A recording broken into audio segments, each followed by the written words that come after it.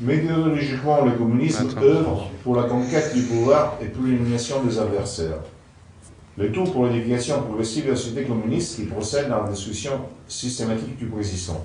Je ne me souviens plus de qui je pris ça, mais c'est une affirmation communiste, ce n'est pas une affirmation anticommuniste. Neutralité et violence. Lénine dit le pouvoir de l'État, l'organisation centralisée de la force sont nécessaires au prolétariat aussi bien pour réprimer la résistance des exploiteurs que pour diriger l'immense masse de la population dans l'œuvre de démarrage de l'économie socialiste. L'État pour l'extinction de l'État.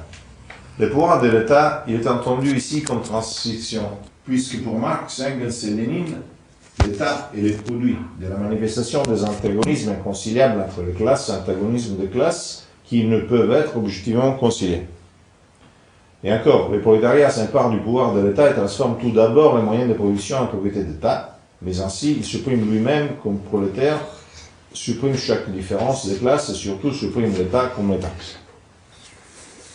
Aujourd'hui, nous lirons ainsi.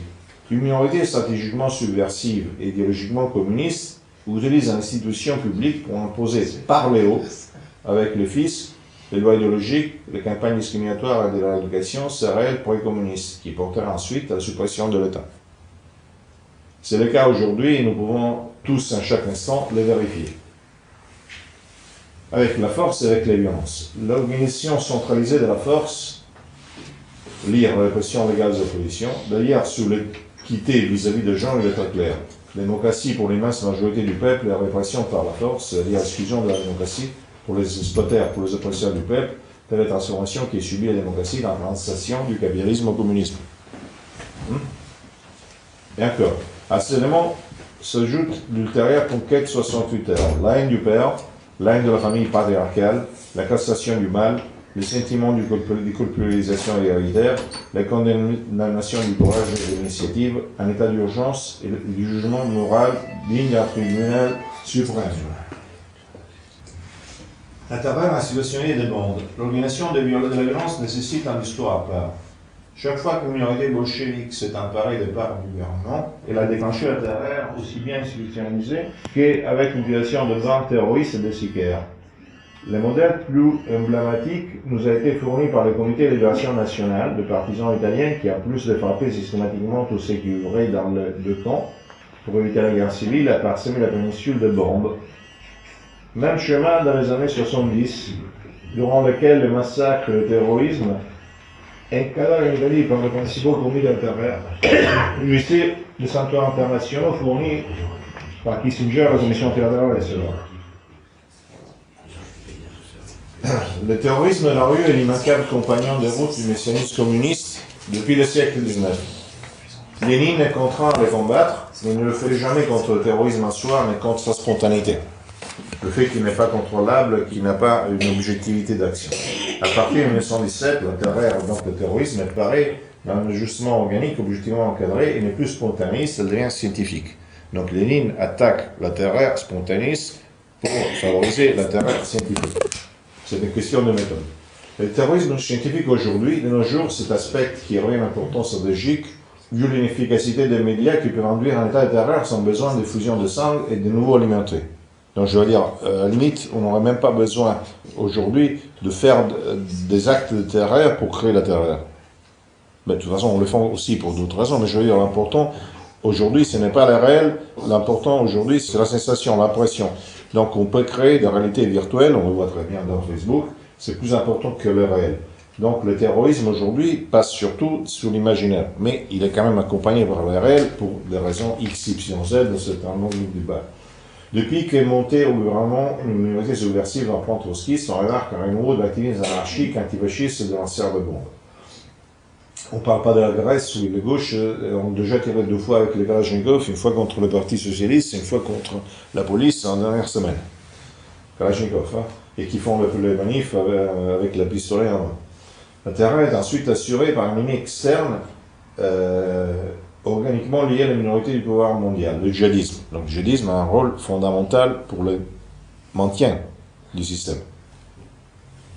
Pas seulement le terreur. Lénine exprime clairement le travail de subversion ou du parti révolutionnaire. C'est un parti guidé par une théorie d'avant-garde, aujourd'hui le mondialisme peut accomplir la fonction du combat d'avant-garde. Nous devons aller dans toutes les classes de la population, tels théoriciens, agitateurs et organisateurs. Vision systématique de la délation.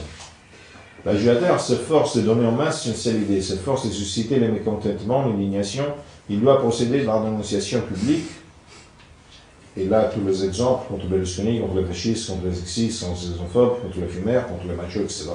Prendre quelqu'un à slogan d'élite et l'exhiber partout et devant tout le monde est plus efficace qu'à n'importe quel appel. Ça, c'est toujours Lénine. Et c'est ce qui est fait tout le temps, si vous voulez bien, si vous voyez bien, regardez. La calomnie et la diffamation sont consenties et seront conseillées. C'est le parti qui organisera vraiment des négociations qui toucheront le peuple entier pourra devenir l'avant-garde de forces révolutionnaires. On est encore dans les lignes.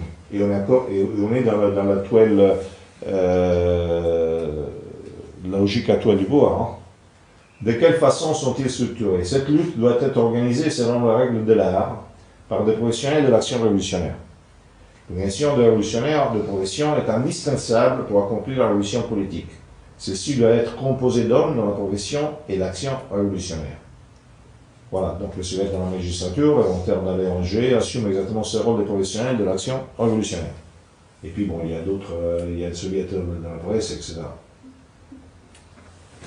Un nombre important d'écrivains spécialisés, un nombre de chroniqueurs qui établissent des contacts, qui savent découvrir tous les secrets d'État est nécessaire. Lénine exhorte à se servir à n'importe quel moyen de propagande révolutionnaire, et exaltant l'utilisation systématique de la calomnie et de la mystification. Comment agissent-ils? Une minorité professionnelle qui A. dénonce et déstabilise l'opposition, B. opère une série d'intoxications et des campagnes pour changer les rapports culturels, sociaux et légaux. À chaque nouveau stade, solidifie une forme de pouvoir et passe à des structurations successives, qui est exactement ce qui est en train de se faire par Léo, dans la logique, entre guillemets, libériste. Comment opère-t-il? Toujours avec la méthode de la conspiration et du coup d'État.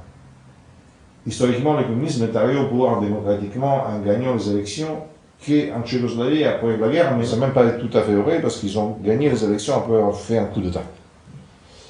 Contrairement par exemple au fascisme qu'ils ont fait en Italie, en Allemagne et en Argentine. Il a toujours et partout agi par coup d'État, à commencer par la révolution bolchevique de 1917.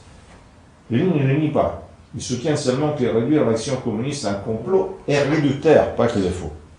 Nous nous sommes toujours opposés à toute tentative de restreindre la lutte politique pour la réduire en complot. Mais cela ne signifie pas nier la nécessité d'une forte organisation révolutionnaire. Et au moins, partiellement clandestine.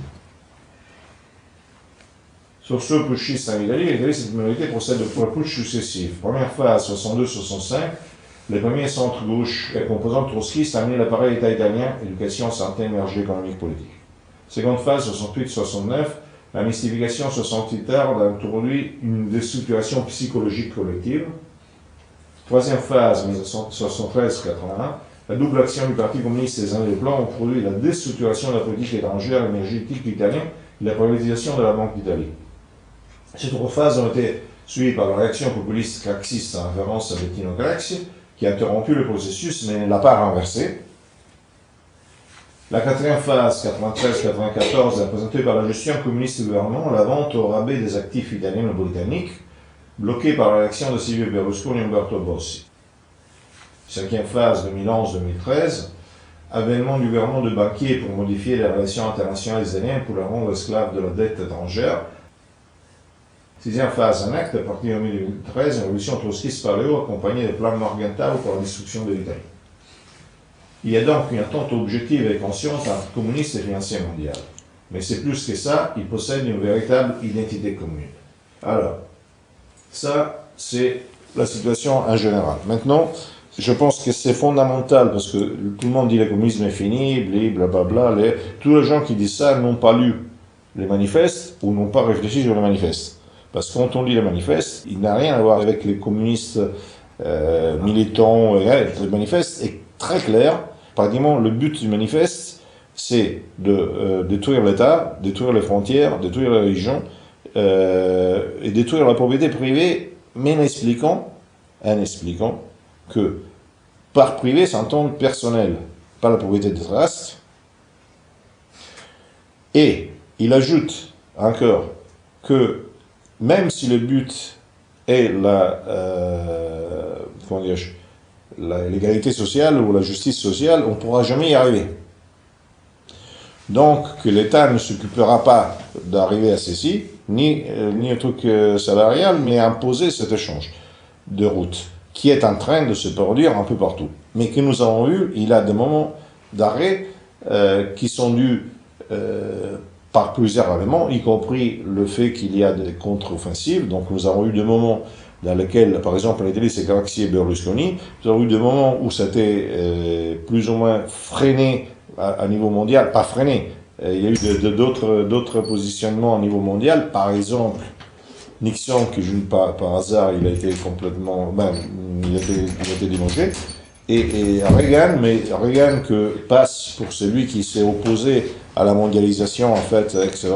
Il ne faut pas oublier que c'est lui, avec la Thatcher, qui fait la deregulation, donc la privatisation, donc tout dans une logique, entre guillemets, réactionnaire au niveau du libéralisme. Il a quand même contribué au processus que j'appelle communiste dans le libéralisme. Alors maintenant, nous vivons à une époque particulière parce que nous avons ce phénomène qui s'est vérifié, le phénomène de Trump, dont on peut dire tout le contraire de tout. On a plusieurs éléments qui peuvent être lus d'une manière ou de l'autre.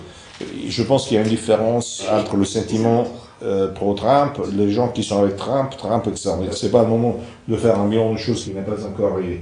En revanche, je pense qu'il faut toujours être assez vigilant pour ne pas s'égarer, parce qu'on ne va pas aller plus loin, parce que je dis, j'appelle l'actuelle phase le nouveau congrès de Vienne. Je m'explique.